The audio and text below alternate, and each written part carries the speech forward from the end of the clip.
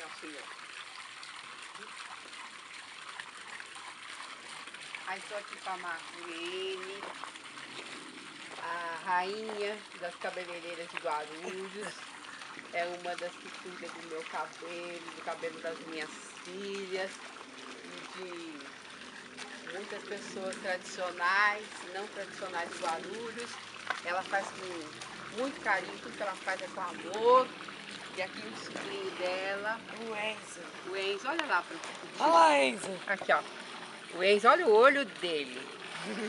E as irmãs trabalham com ela também, a sobrinha também, né, Marlene? Também.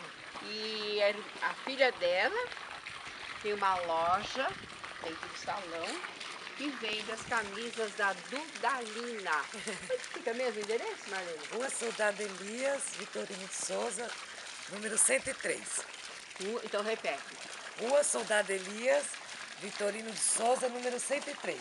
E ela é tão assim carinhosa, tão alegre, tão espirituosa, vive tanto em paz que a família inteira trabalha junto. Então por isso o salão, se hoje o salão é um reinado, é porque ela, rainha, reina junto com as princesas, né? As irmãs, sobrinhas. Obrigada E a pelo equipe carinho. dela também que tem um carinho imenso com todo mundo que fica lá. Então o salão Na Rua Soldado Elias, Vitorino de Souza, número 103. Jardim Maia. Jardim Maia.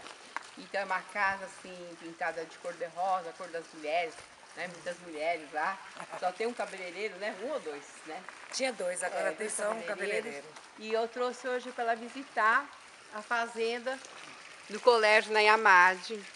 Que essa fazenda não é só para nós, é para o colégio nas festas, para minhas filhas, para minha família, meus parentes e amigos, vizinhos. Tem a dona Néia lá, que é minha vizinha, que também cuida de mim. Então são as pessoas especiais que estão aqui no meu coração. E eu mando um abração para minha família linda, Andresa Delita, meus genros, Guto Nogueira, com trupicha de boldo, olha lá, trupicha de boldo, na garrafa, onde vocês verem as mulheres de maiôs. Eu estou nesse clipe, agora vamos fazer outro aqui, se Deus quiser. Então vamos lá, vamos andando aqui? Vamos andando? Ô, Vanil, quero também